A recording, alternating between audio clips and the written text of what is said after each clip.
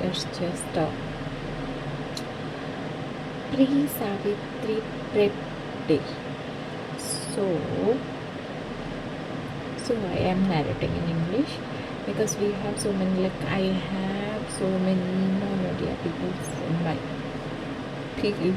So for them, yes, I'm just going to create a small cute video. I don't know tomorrow if I'll get some time to record a video, but today I have time. I am applying Mehndi, which is bad. So basically, I am not a pro artist. When I was a kid, like I was small, I was young, and I was not married, my elder sister used to play Mehndi for all of us, and it is just amazing. She is just amazing. So yes, I also have no time to see YouTube, Instagram or anything. I am sleepy. I'm super sleepy. After a long hectic schedule, office, calls, house, and my 1.5 year kid. After everything, prep, lunch, dinner, breakfast, kids menu. So I'm not quite interested to wake up. But Savitri is something like a festival which you do for husband.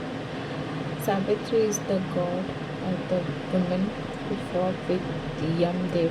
Yamdev is nothing, no one but the person who's the god of death. So he took the life of Satyavan, Savitri's husband.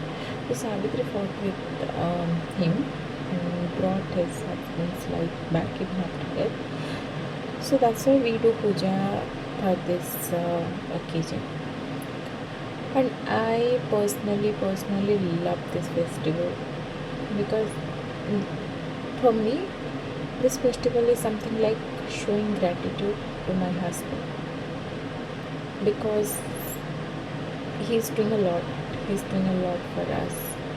He's taking care of us. He loves us, and he's just doing everything for us, and I'm nothing without him.